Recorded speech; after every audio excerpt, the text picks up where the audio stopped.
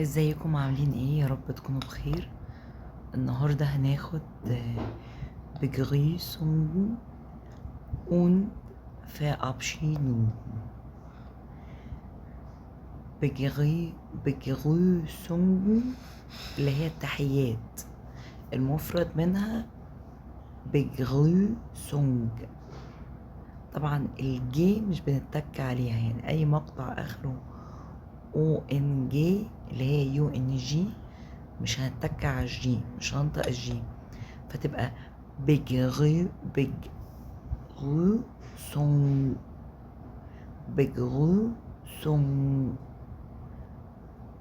تمام، بس بما انها في الجمع هنحط لها EN اللي هي EN، فتبقى Begrüßungen. طبعا الألمان بياكلوا اللي هي جندي. Begrüßungen. Begrüßung. لو المفرد تبقى Begrüßung. Begrüßung وverabschiedungen.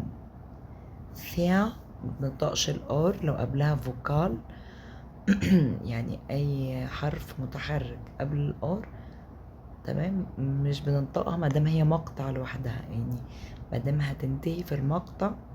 يعني هنقسم verabschiedungen دي فير وبعدين اب وبعدين شي دونجن، تمام. ففير ده المقطع الاول، فمادام اخر المقطع اور وقبلها حرف متحرك مش هننطق الار، تنطق كانها كده فيع، او كانك بتحط فاو يعني كانك بالانجليزي VEA، كأن شلنا الار وحطينا يعني، فتبقى فيا Verabschiedung. طبعا دي برضو كلمة جمع، المفرد Verabschiedung.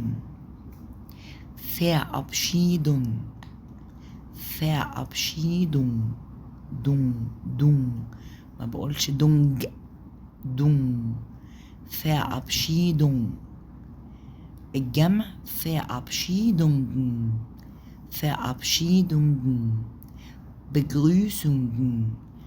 Begrüßungen. Verabschiedungen. تمام.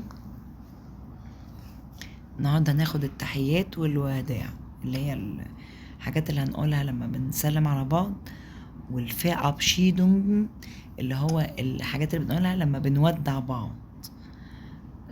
ماشي، طب ايه التحيات؟ البيجريسونج اللي هي ايه؟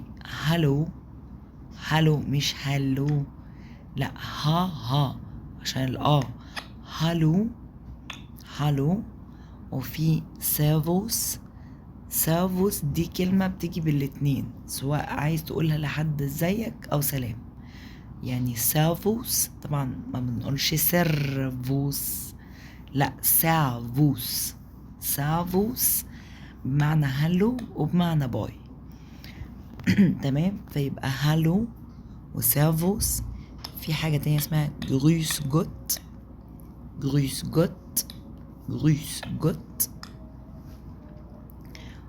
وفي جروس زي وفي جروس ديش.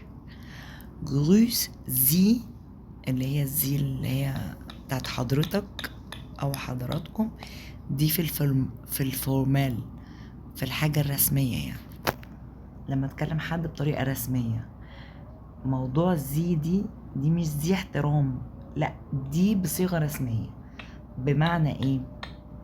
يعني مثلا انت باباك، هل باباك ما بتحترمهوش؟ لا طبعا بتحترمه، بس مش هتكلمه بصيغة رسمية، هتكلمه عادي بدو ديش وكده.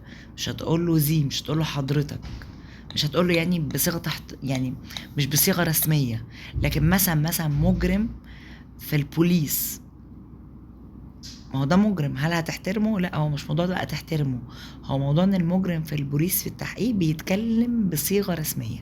يعني المحقق البوليتساي او البوليتسيست، يعني البوليس رجل الشرطة هيكلم المجرم بصيغة رسمية، فهيقول له زي برضو.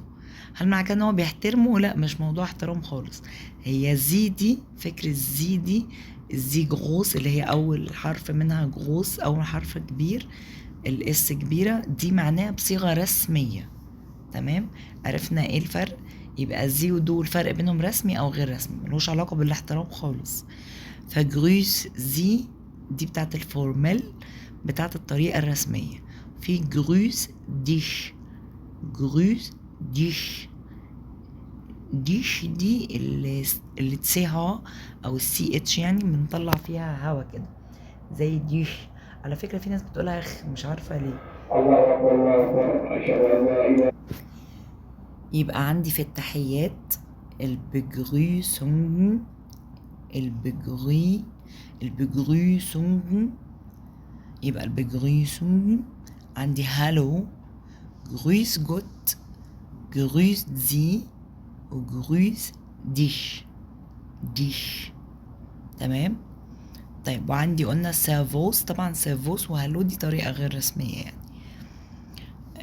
جرويس جوت دي بتتقال عامة، انما جرويس زي دي طبعا فورمال، جرويس ديش، ديش دي انفورمال. طيب في عندي ايه تاني؟ في عندي صباح الخير ومساء الخير والكلام ده. في جوتن مورجن، جوتن مورجن، جوتن مورجن، جوتن مورجن، مورجن، ما قلتش مورجن، لا مورجن، مورجن. تمام. وفي جوتن ابند، جوتن ابند، ما بنقولش ابند د، لا الدي في الاخر بتتنطق تي. تمام. فجوتن ابند وجوتن تاك، جوتن تاك، تاك الجي في الاخر بتنطق كي، كي كي، تاج، مش بنقول تاج ج ج، لا تاج، جوتن تاج، جوتن جوتن تاج. يبقى جوتن مورجن، جوتن ابند، جوتن تاج، جوتن تاج، جوتن مورجن، جوتن ابند. يبقى جوتن مورجن، جوتن ابند، جوتن تاج. وفي جوتي، جوتي ناخت، جوتي مش جوتن، جوتي ناخت، جوتي تي، جوتي عشان دي الاي بتاعت الانجليش بتنطق اي كأنها اي انجليش. جوتي ناخت، جوتي ناخت. يبقى جوتن مورجن، جوتن ابند، جوتن تاج، جوتن ناخت. تمام. امتى بقول جوتن مورجن؟ من الساعة 6 صباحا لحد 10 صباحا، ده بالنسبة لي أصلا المورجن، ده ديا مورجن. هناخد بعد كده قدام إن أي نومن، نومن يعني أي اسم، هيبقى له article، article اللي هو أداة، حاجة من الدير والداس والدي، ديا داس دي، مش دير، ديا داس دي. تمام. هناخدها بعدين يعني ان الداع دي اداة مذكر، الدي اداة للمؤنث، والداس اداة للمحايد، ملهاش علاقة خالص بجنس الكلمة. تمام. يعني ممكن تبقى الكلمة في العربي مذكرة لكن واخدة اداة مؤنثة في الالماني، فالمؤنث عندهم غير المؤنث عندنا، فما تحسبهاش مؤنث ومذكر في العربي، لا. تمام. المهم خلينا في اللي احنا فيه. لما بنيجي نقول جوتن مورجن، جوتن مورجن، جوتن مورجن تتقال امتى؟ في الصباح. الصباح هي الأداة التعريف، الارتكل دي اللي هي الدير والداس والدي، دي معناها يعني كلمة مورجن، مورجن اللي بالأصفر، مورجن، مورجن ما نطقتش الار برضو، مورجن، مورجن دي معناها صباح. لما نقول der Morgen هي بتاخد der أداة ماسكولين، يعني أداة مذكرة، فتبقى der Morgen معناها الصباح. يبقى امتى بنقول guten Morgen؟ بنقولها في der Morgen، أو بنقولها في المورجنز. لما تكتب مورجن وتحط آخرها اس معناها كل صباح. مورجن طبعا كلها مفروض سمول، كلها حرف صغير، أنا بس هنا دي غلطة، المفروض كلها كلاين، كلها حرف صغير، ما فيهاش حرف كابيتال، ما فيهاش جغوص. جغوص يعني كبير، كلاين يعني صغير.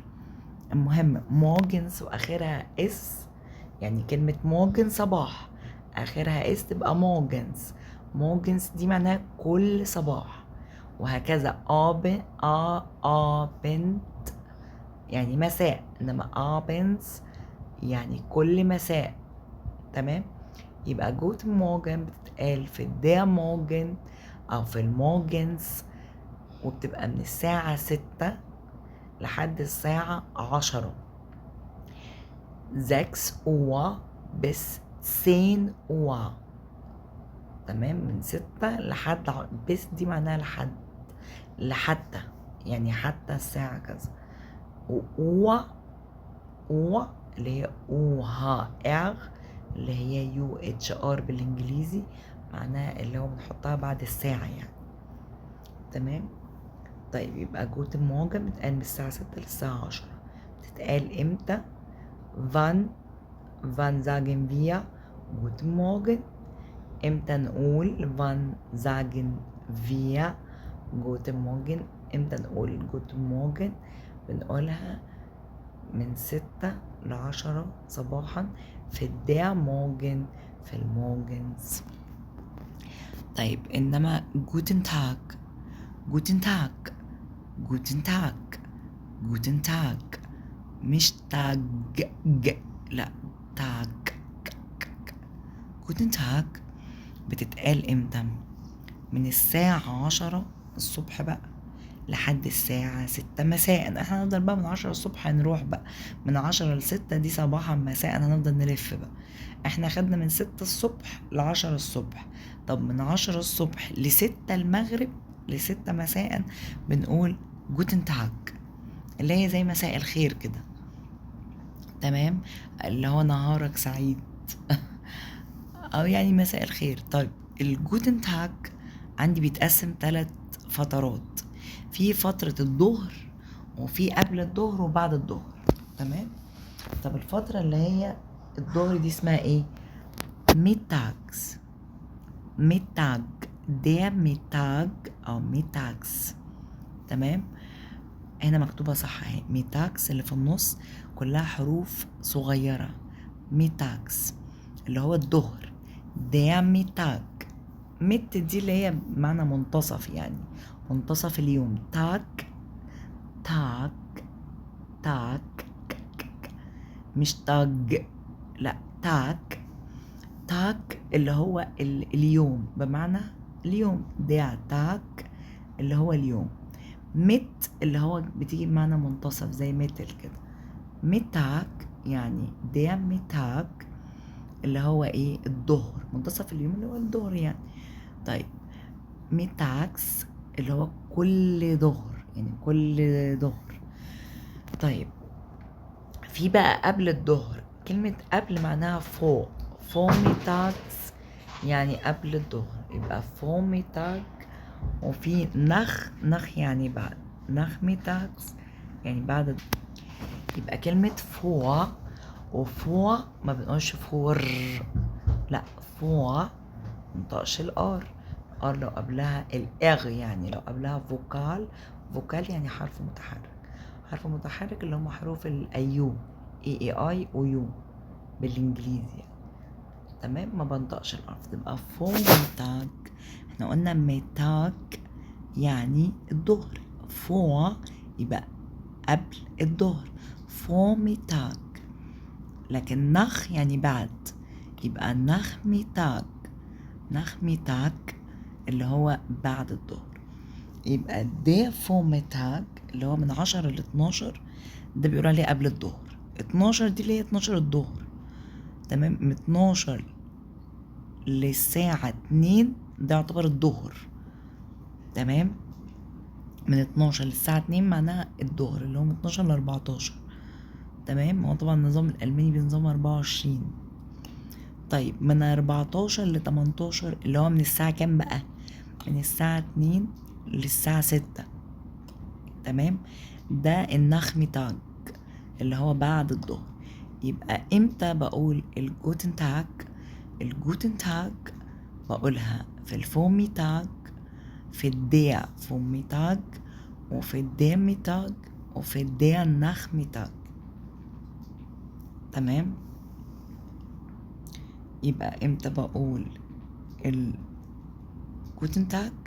بقولها في الام فوميتاج وام ميتاج وام نخمتاج، او بقولها في الفوميتاكس او الميتاكس او النخمتاكس، تمام. يبقى من الساعة 10 الصبح للساعة 6 مساء ده الجوتن تاج. بنيجي بقى نقسم اليوم ده لفوميتاج قبل الظهر، ولميتاج، ونخمتاج، ميتاج. طيب امتى بنقول جوتن ابند؟ جوتن ابند، جوتن ابند من الساعة 6 مساء ل10 مساء، يعني من 6 بالليل ل10 بالليل.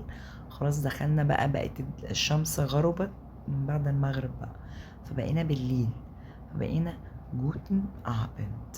طبعا هي الأوقات هتختلف ساعات، يعني هو فكرة ان انت خلاص الشمس غابت فبقيت بقى بالليل، خلاص بقت الدنيا ضلمة، خلاص الشمس مش موجودة خالص، مشيت نهائي، تمام. فبقيت جوتن ابند، ابند، مش بقول ابند.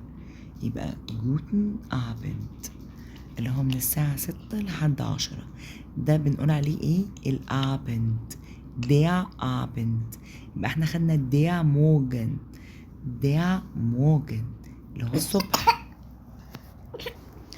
وخدنا الدير فوميتاج، دير فوميتاج، ميتاج، ماشي. واخدنا الدير ميتاج، واخدنا دير نخميتاج اللي هو قبل الظهر والظهر وبعد الظهر، واخدنا الدير موجن الصبح، واخدنا دلوقتي الدير ابند، دير ابند، دير ابند، تمام. او ابنز، ابنز، ابنز اللي هو ايه؟ كل مساء. يبقى من 6 ل10 بنقول ايه؟ جوتن ابند، جوتن ابند. طيب بعد الساعة 10 برضو هي مش قانون، يعني هي مش قانون، هي وقت ما انت رايح تنام. وقت ما تروح تنام هتقول ايه؟ جوتي ناخت، جوتي ناخت، جوتي ناخت، جوتي ناخت. اللي تسيها لو قبلها او او،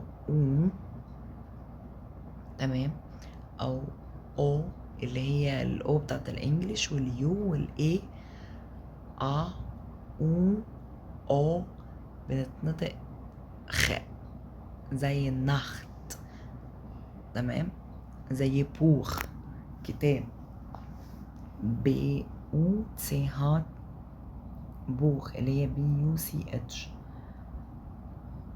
تمام. طيب يبقى جوتن ناخت، جوتن ناخت يعني معناها جود نايت او تصبح على خير. تبقى من 10 مساء ل6 الصبح. ما هو انت في اي وقت من دول انت رايح تنام، حتى لو سهران في اي مكان هتيجي تمشي الساعة 2 بالليل مثلا، منتصف الليل، هتقول جوتن ناخت، خلاص انت رايح تنام. جوتن ناخت، جوتن ناخت، تمام. كلهم جوتن، انما دي جوتا، جوتا، جوتا ناخت، تمام. طيب والارتيكل بتاعت نخت دي كلهم ديع، كل اللي فات ده كان ديع ما عدا نخت دي، دي نخت. عشان كده بنقولش ام، يعني مثلا اقول wann sagen wir gute Nacht، امتى هنقول جوتي ناخت؟ مش هنقول بقى ام ناخت، لا هنقول ان ديا ناخت او ناختس، يعني كل مساء بنقول جوتي ناخت او ان ديا ناخت. تمام. يبقى من 10 مساء ل6 الصبح بنقول ايه؟ جوتي ناخت، معناها ايه؟ جود نايت، تصبح على خير. تمام. 22 دي اللي هي الساعة 10، هننقص من 22 12 تبقى الساعة 10. من 10 لحد 6 الصبح انت بتقول ايه؟ جوتي ناخت. طيب الفيرابشيدونgen، فيرابشيدونgen، فيرابشيدونgen.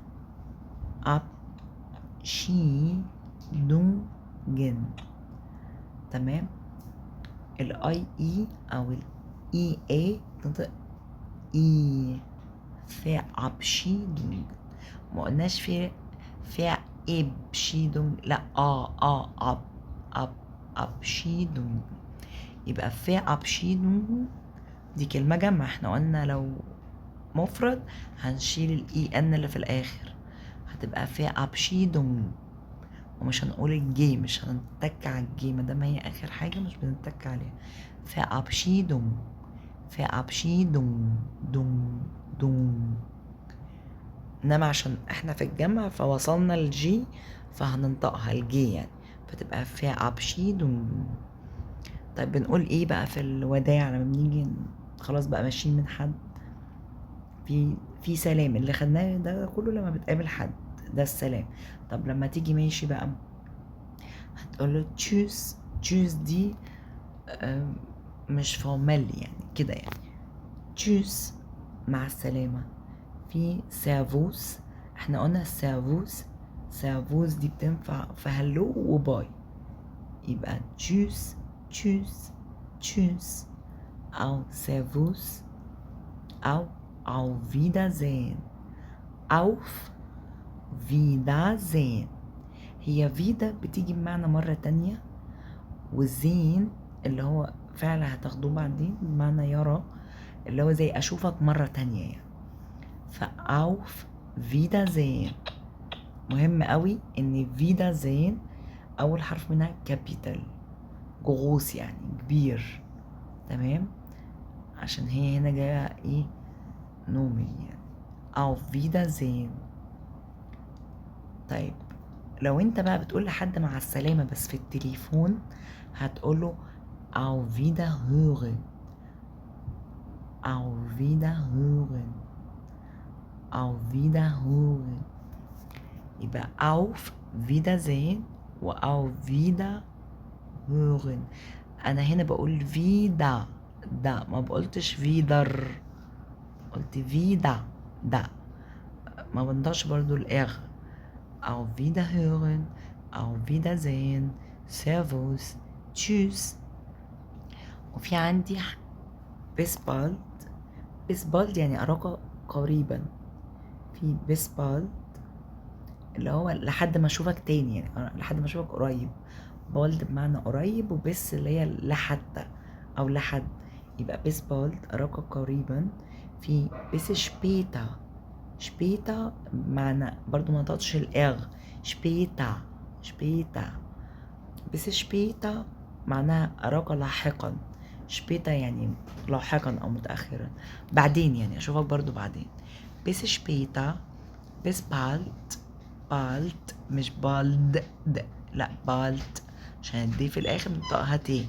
bis bald، bis später. في bis morgen، bis morgen اللي هو أراك غدا، مش morgen يعني معناها غدا، هنا مش بمعنى صباح بقى، معناها بكرة، أشوفك بكرة، أشوفك بكرة إن شاء الله، أشوفك أراك غدا. bis morgen، bis morgen. وفي bis dann، bis dann أراك حينها، يعني احنا هنشرحها دلوقتي. bis dann دي يعني انتوا متفقين على ميعاد، وايه رأيك نتقابل يوم الثلاثاء الساعة 10؟ طب لا خليها الأربع الساعة 11. خلاص تمام bis dann، أشوفك بقى وقتها، اللي هو هنتقابل خلاص بقى الأربعة، يوم الأربع الساعة 11 اتفقنا عليها.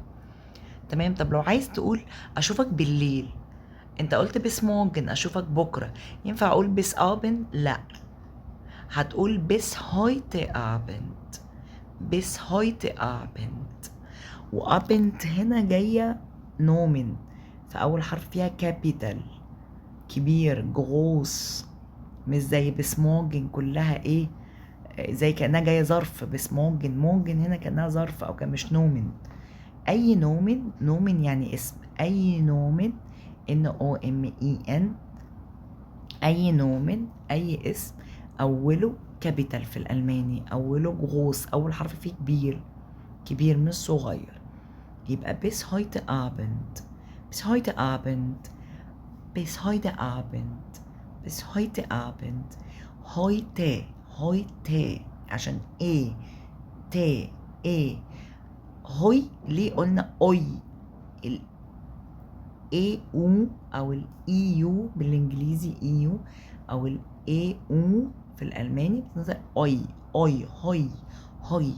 bis heute Abend يعني اشوفك بالليل، النهارده بالليل، اشوفك النهارده بالليل. تمام، مفيش حاجه اسمها bis Abend سمول زي المورجن، لا bis heute Abend اشوفك بالليل.